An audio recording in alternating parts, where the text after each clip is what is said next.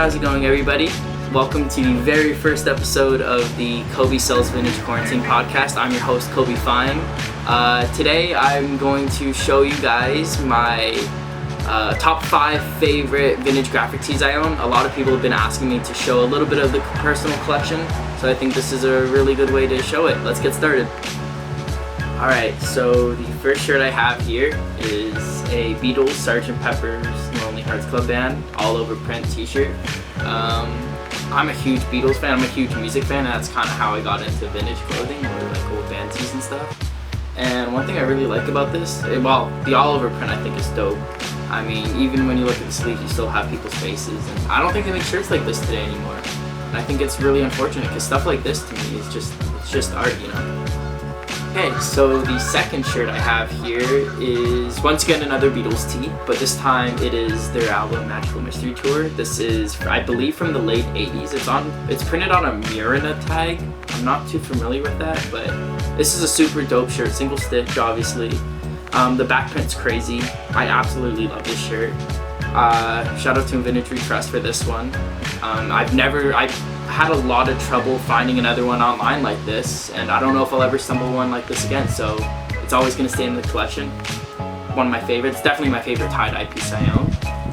Time to switch it up a little bit. This is a 1992 Nike printed on a gray tag, as you may or may not be able to see, a Godzilla vs. Charles Barkley shirt. Now this is a super cool shirt for me because of 2 reasons. One, I'm a huge basketball fan. Charles Barkley is one of my favorite players ever.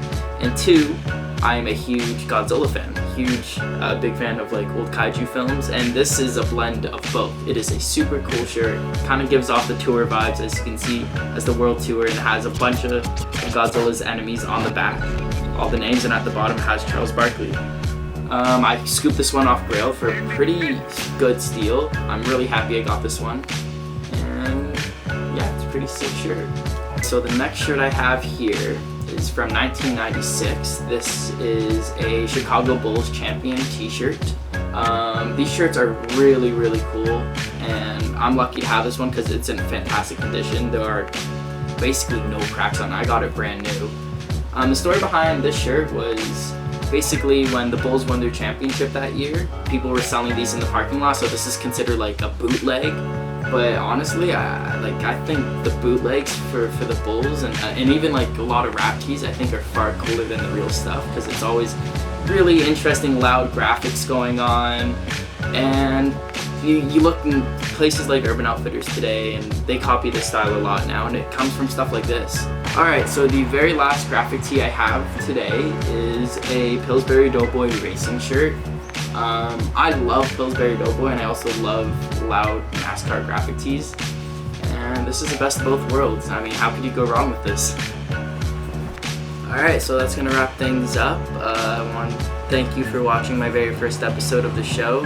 I know it was a little awkward, but yeah, make sure to stay tuned for more episodes, and I'll see you guys later. Stay safe.